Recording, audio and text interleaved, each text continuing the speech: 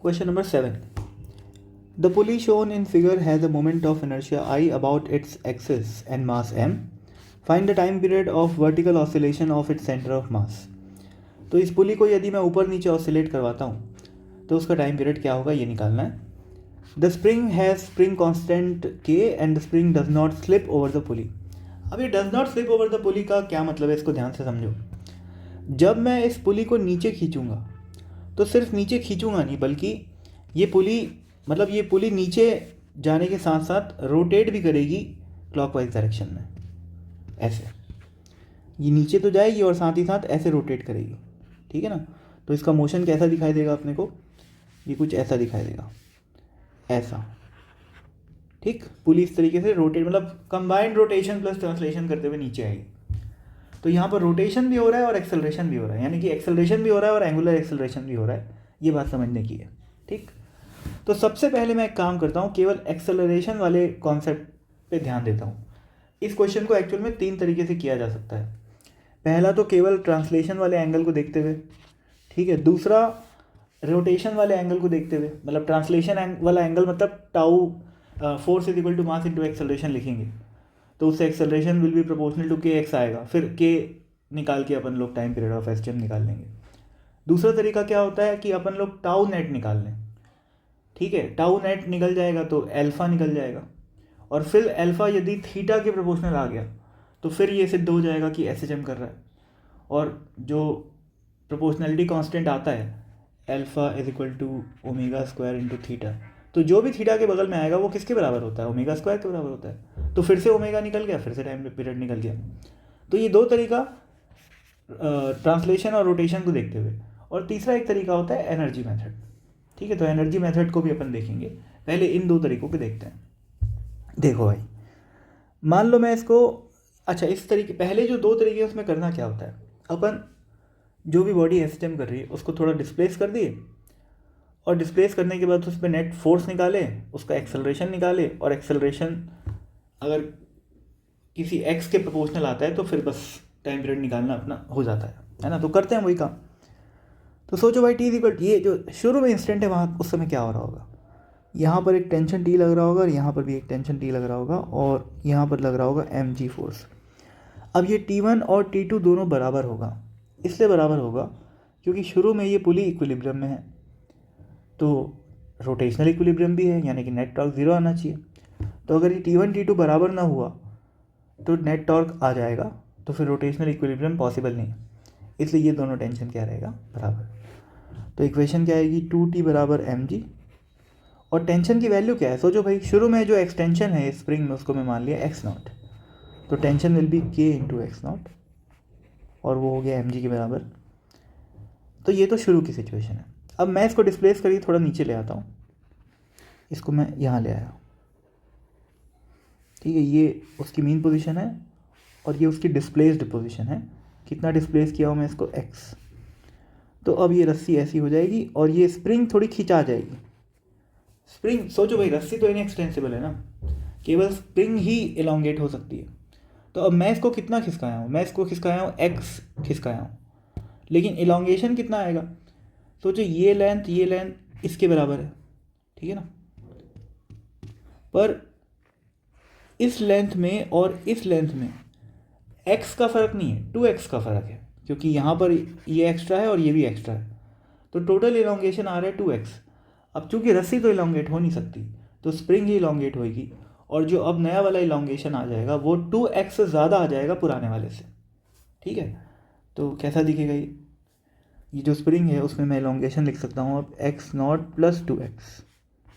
ठीक, अब इसका एफ बनाते हैं फिर से. तो भाई यहाँ पर टेंशन, यहाँ पर क्या लग रहा है, mg तो लग ही रहा है, और इस बार यहाँ पर टेंशन T2 मानूंगा और यहाँ पर टेंशन T1 मानूंगा. क्यों अलग अलग टेंशन मान रहा हूँ, क्योंकि डिस्प्लेस किया हूँ तो इसका एक्सेलरेशन होगा ऊपर की तरफ, डिस्प्लेसमेंट के अपोजिट है ना. रिस्टोरिंग फोर्स लगेगा तो एक्सेलरेशन होगा. और चूंकि ये रोलिंग भी कर रहा है, कंबाइंड ट्रांसलेशन प्लस रोटेशन कर रहा है, तो केवल एक्सेलरेशन नहीं होगा बल्कि ऐसे एक एंगुलर एक्सेलरेशन अल्फ़ा भी होगा. और अगर अल्फ़ा है तो टॉर्क होना चाहिए, और अगर टॉर्क है तो T2 और T1 की वैल्यू सेम नहीं हो सकती. ठीक है ना. अल्फ़ा कहाँ पर दिख रहा है अपने को, एंटी क्लॉकवाइज डायरेक्शन में, तो T2 का टॉर्क एंटी क्लॉकवाइज डायरेक्शन में दिख रहा होगा और T1 का टॉर्क क्लॉकवाइज में, तो T2 बड़ा होना चाहिए T1 से, ठीक है, और ऐसा ही होगा, अपन लोग देखेंगे इस चीज़ को। अब इस इंस्टेंट पे मैं फोर्स की इक्वेशन लिखता हूँ, तो क्या लिखूँगा, net force will be equal to F net would be equal to T1 plus T2 minus mg, और T1 की वैल्यू तो मेरे को पता नहीं है, पर मेरे को T2 की वैल्यू पता है, तो T1 प्लस T2 की वैल्यू क्या होगी भाई, T2 वाला जो रस्सी है वो इस स्प्रिंग के साथ अटैच है ना, तो स्प्रिंग में जो टेंशन है वही इस T2 में, वही T2 के बराबर रहेगा, ठीक है। तो ये आ जाएगा K into x naught plus 2x minus यहाँ पर आ गया mg, तो ये आ गया एफ नेट की वैल्यू। अब ये देखो भाई, हाँ एक मिनट,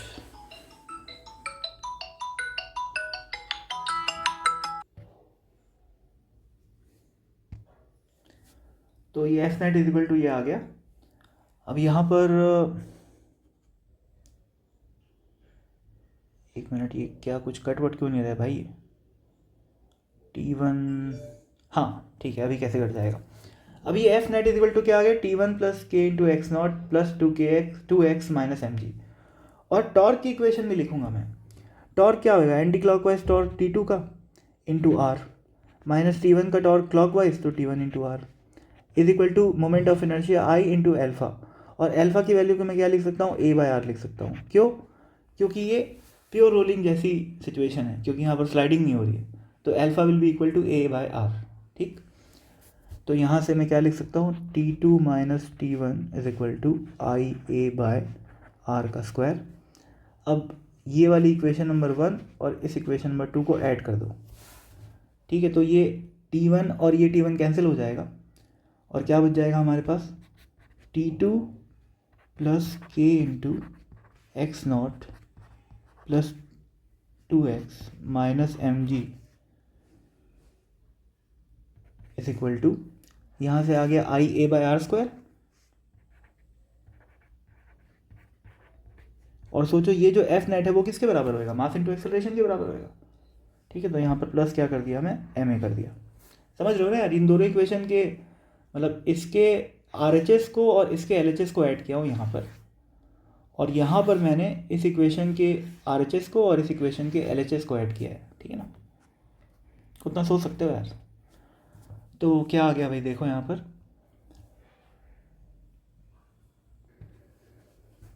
अब यहाँ पर T2 की वैल्यू को पुट कर दो।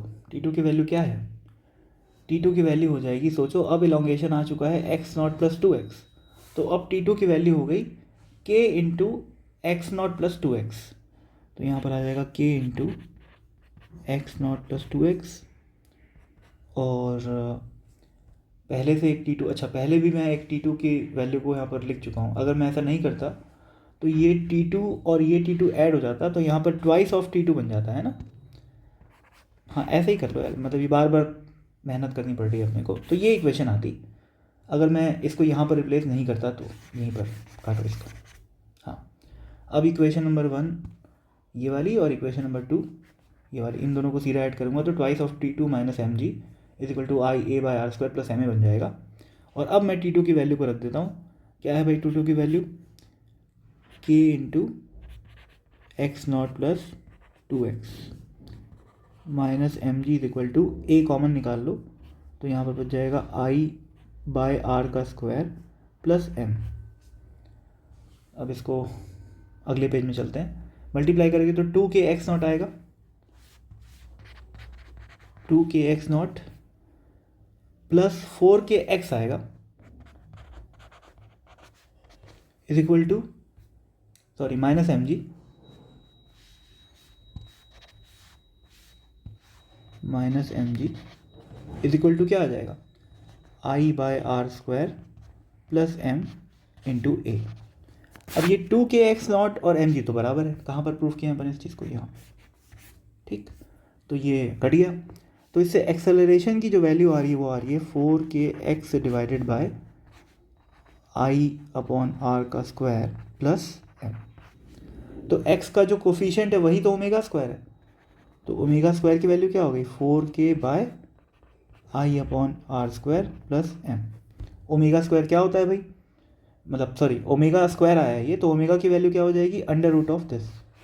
अब टाइम पीरियड क्या होता है 2π/ओमेगा, तो ये क्या आ जाएगा 2π डिवाइडेड बाय ओमेगा, तो ऊपर आ जाएगा I/r² प्लस एम और नीचे आ जाएगा 4k। तो ये आ गई अपनी टाइम पीरियड की वैल्यू।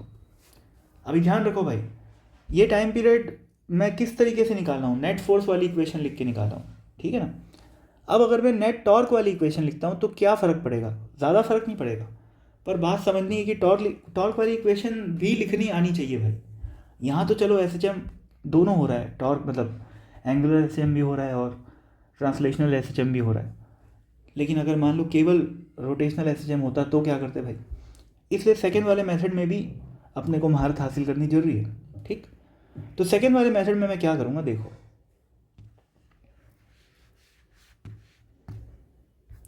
यहाँ पर इसी में थोड़ा सा एडिटिंग कर देता हूँ, मैं एक काम करता हूँ। यहाँ पर मैं क्या किया था समझो बात को, यहाँ पर मैं अल्फ़ा को लिखा था A/r, यहाँ पर अल्फ़ा को मैं क्या लिखा था A/r, तो इसको मैं अल्फ़ा ही रहने देता हूँ अब। तो यहाँ पर क्या आ जाएगा अल्फ़ा आ जाएगा, और यहाँ पर A की वैल्यू को मैं लिख देता हूँ r/अल्फ़ा, मतलब वही बात है। मतलब इसी को मैं सिंप्लीफाई किया था यहाँ पर, तो अब ये सिंप्लीफाई होकर क्या बन जाएगा, r को नीचे ले जाएंगे तो I/α/r बन जाएगा ये, है ना, I/α/r बन गया। अब फिर से इसको इक्वेशन नंबर 1 मान लो और इसको इक्वेशन नंबर 2 मान लो, और इन दोनों को ऐड करोगे तो क्या आएगा, फिर से ये T1 और ये T1 गायब हो जाएगा, और ये T2 और ये T2 मिलके क्या बन जाएगा 2T2, और यहाँ पर जो mg है -mg वो यहाँ पर आ गया, और क्या बचेगा F net is equal to ma, तो वो तो यहाँ लिखा हुआ है, और I/α/r तो यहाँ पर आ जाएगा IA/r² की जगह आ जाएगा I/α/r, तो I/α/r, और यहाँ पर भी a को क्या लिख देंगे अपन r/α। तो जब इसको सॉल्व करोगे तो अब क्या फ़र्क पड़ जाएगा, वही बात है, ये तो आएगा ही, है ना, ये वाला टर्म T2 की वैल्यू को पुट करोगे तो फिर से ये mg और x0 वाला टर्म कैंसिल आउट हो जाएगा, और हमारे पास क्या बचेगा, यहाँ पर थोड़ा सा एडिशन मतलब चेंज करना पड़ेगा अपने को। अब यहाँ पर a बाहर निकाले थे ना अपन, तो इस बार अल्फ़ा बाहर आएगा, और अंदर क्या बच जाएगा I/r प्लस mr। तो इससे अल्फ़ा की वैल्यू, अब ये कर लेना है ना, ये कोई ख़ास बात नहीं है। अल्फ़ा की वैल्यू जब पूरा सॉल्व करोगे तो ये यहाँ पर अल्फ़ा आ जाएगा, और यहाँ पर x/r क्रिएट हो जाता है, ठीक है। और इस x/r को मैं बोल सकता हूँ थीटा, क्यों, क्योंकि सोचो पुली ऐसी थी पहले, उसमें एक इमेजिनरी लाइन मान लो यहाँ पर ऐसी लाइन थी, अब उस पुली को मैं ऐसे नीचे घुमा के ले आया हूँ, तो वो पुली कहाँ पर आ गई है यहाँ पर, तो ये इमेजिनरी लाइन थोड़ी सी ऐसे घूम गई। तो सोचो ये इमेजिनरी लाइन कितनी घूमी है, थीटा घूमी है, और ये थीटा किसके बराबर होएगा, this perimeter divided by radius, और ये पेरीमीटर x और नीचे वाला डिस्प्लेसमेंट x दोनों बराबर होगा, क्यों, क्योंकि प्योर रोलिंग चल रही है, ठीक है ना भाई। तो ये थोड़ा दिमाग इमेजिनेशन लगाना पड़ेगा आप लोगों को। तो मैं इस x/r को लिख सकता हूँ थीटा, तो alpha is proportional to theta हो गया, और प्रोपोर्शनैलिटी कांस्टेंट फिर से यही आया, तो ओमेगा की वैल्यू फिर से ये आई, और तो अगेन टाइम पीरियड की वैल्यू वही आ जाएगी, पर अप्रोच थोड़ी सी अलग है। इस बार मैंने एंगुलर SHM को कंसिडर करते हुए अल्फ़ा को प्रोपोर्शनल टू थीटा साबित किया है, जबकि पिछली बार मैंने एक्सेलरेशन को प्रोपोर्शनल टू x साबित किया था, तब जाके आंसर निकाल पाए थे अपन लोग। तो एक तो ये तरीका हो गया, ये बिल्कुल बहुत सिंपल है, इसमें कुछ खास नहीं है भाई। अब लंबा इससे जा रहा है वो तो जाता ही, मेरे तो हर वीडियो लंबे ही रहते हैं वैसे, तो अब मैं एक्सप्लेन करते करते भी अपने आप को थक गया हूँ। खैर, तो ये हो गया एक दूसरा तरीका। अब तीसरा तरीका एक और अपन देखेंगे एनर्जी वाले मेथड से, ठीक है। एनर्जी वाले मेथड में भी एक बहुत इंपॉर्टेंट पॉइंट मैं आप लोगों को बताऊंगा, सुनना ध्यान से। जैसे शुरू में क्या सिस्टम है, शुरू में ये है, और बाद में क्या है। अब एनर्जी वाले मेथड में क्या होता है, एनर्जी वाले मेथड में अपन उसको डिस्प्लेस करके नहीं छोड़ते, अपन ये मानते हैं कि वो लगातार SHM कर रहा है, और उसके किसी इंस्टेंट पे किसी इंस्टेंट पे मान लो at time t, at time t मान लेते हैं कि ये पार्टिकल अपनी मीन पोजीशन से x नीचे आ रखा है, तो ये मीन पोजीशन है, तो ये इससे x नीचे आ रखा है, ठीक है ना, ये कितना हो गया x, और इसकी जो इंस्टेंटेनियस वेलोसिटी है वो v है मान लेते हैं, और इसकी जो इंस्टेंटेनियस एंगुलर वेलोसिटी हो जाएगी वो क्या हो जाएगी, ओमेगा हो जाएगी, ठीक। और फिर से वही बात है, अगर ब्लॉक जो पुली है वो x नीचे है तो स्प्रिंग में इलॉन्गेशन कितना एक्स्ट्रा आया होगा, 2x आया होगा, तो यहाँ पर इलॉन्गेशन x0 था, तो यहाँ पर क्या हो गया x0 प्लस 2x। ये सारी कहानी वही है, पर यहाँ पर जो लोअर मोस्ट पॉइंट है, सॉरी मतलब यहाँ पर जो ये वाला पॉइंट है ये लोअर मोस्ट पॉइंट नहीं है, ये एक्सट्रीम पोजीशन नहीं है। एक्सट्रीम पोजीशन हो सकता है कि नीचे कहीं पर हो, मैं उसको ज़्यादा नीचे खींच के छोड़ाऊँगा, ऐसा हो सकता है, पर मैं एक रैंडमली किसी इंस्टेंट की बात कर रहा हूँ, जिस इंस्टेंट पे वो एक्सट्रीम पोजीशन पे नहीं है बल्कि किसी एक स्पेसिफिक पोजीशन पे है, और उसकी इंस्टेंटेनियस वेलोसिटी भी है, उसका इंस्टेंटेनियस डिस्प्लेसमेंट x भी है, और उसका इंस्टेंटेनियस एंगुलर वेलोसिटी भी है। अब मेरे को पता है कि यहाँ पर कौन कौन से फोर्स हैं, कंजर्वेटिव फोर्स हैं केवल, ग्रेविटी भी और स्प्रिंग फोर्स भी, तो potential energy should be constant, तो u की वैल्यू क्या होगी, कांस्टेंट होगी, तो du बाई डी2 की वैल्यू क्या होगी, 0 होगी, ठीक है ना। तो u है क्या देख लेते हैं, पोटेंशियल एनर्जी। अब यहाँ पर दो चीज़ें हैं, रेफरेंस पॉइंट मैं इसको मानूंगा फर्स्ट केस में और सेकंड केस में मैं इसको मानूंगा, दोनों में गड़बड़ होगी, कैसे, पहले गड़बड़ वाला कर लेते हैं, पहले मैं एक काम करता हूँ, रेफरेंस को ये मान लेता हूँ, पोटेंशियल एनर्जी का रेफरेंस, तो क्या बन जाएगा, पोटेंशियल एनर्जी कितनी हो गई, 0 हो गई क्योंकि रेफरेंस पे ही है, तो 0 प्लस स्प्रिंग पोटेंशियल एनर्जी क्या हो गई, हाफ के x0 प्लस 2x का स्क्वायर, प्लस काइनेटिक एनर्जी क्या हो गई, हाफ mv स्क्वायर, और रोटेशनल काइनेटिक एनर्जी क्या हो जाएगी, हाफ आई एल ओमेगा का स्क्वायर, और ओमेगा की वैल्यू क्या होगी, v बाई आर का स्क्वायर, तो ये आ रही है टोटल एनर्जी u। अब इसको डिफ्रेंशिएट करूँगा तो आगे बढ़ सकता हूँ मैं, पर दिक्कत क्या है यहाँ पर देखो, जब मैं इसको डिफ्रेंशिएट करूँगा तो इस ज़ीरो का डिफ्रेंशिएशन ज़ीरो दिखाई देगा, पर ये है नहीं एक्चुअल में ऐसा, क्योंकि सोचो भाई इस इंस्टेंट पे पोटेंशियल एनर्जी ज़ीरो है, पर उसका rate of change of potential energy zero नहीं है। पर अगर मैं यहाँ पर रेफरेंस मान के ये इक्वेशन लिखता हूँ तो गलती से ये टर्म इग्नोर हो जाता है, जबकि ये टर्म इस इंस्टेंट पे तो ज़ीरो है पर इसका रेट ऑफ चेंज ज़ीरो नहीं है, तो D U by D two जब करूँगा, D U by D T, तब ज़ीरो नहीं आएगा। अब वो भी कभी कम ही समझ में आया होगा ये चीज़, अभी समझ में आएगा जब मैं इसको रेफरेंस मानूंगा, इस बार इसको रेफरेंस मान लिया, ठीक है ना, ये वाले पॉइंट को। तो इस बार पोटेंशियल एनर्जी की इक्वेशन क्या आएगी, सोचो, हम बॉडी कहाँ पर है, बॉडी यहाँ पर है, यानी कि रेफरेंस से x नीचे, तो पोटेंशियल एनर्जी हो गई minus mgx, plus elastic potential energy हो गई हाफ के x0 प्लस 2x का स्क्वायर, प्लस काइनेटिक एनर्जी हो गई half mv square plus half I v by R का स्क्वायर। ये आ गया u की वैल्यू। अब दोनों को डिफ्रेंशिएट करो, डिफरेंस समझ में आ जाएगा।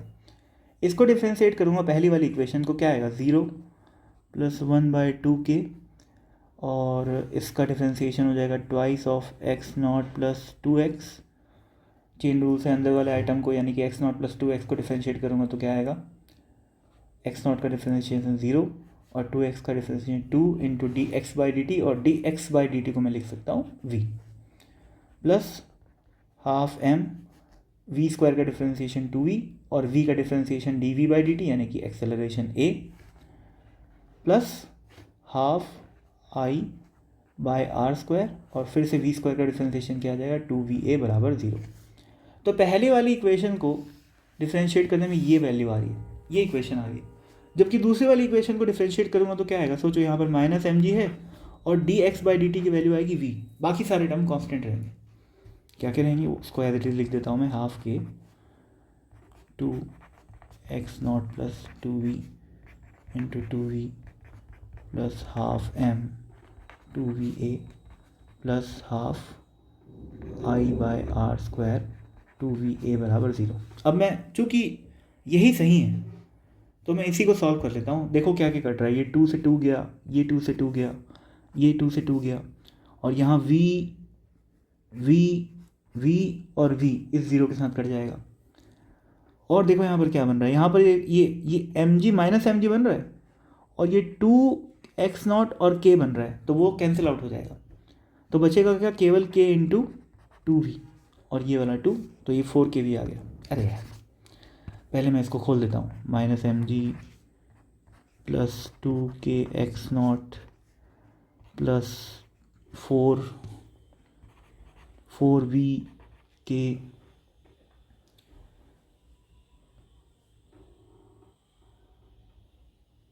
ये x है भाई, है ना, ये x है, हाँ ये x है, राइट।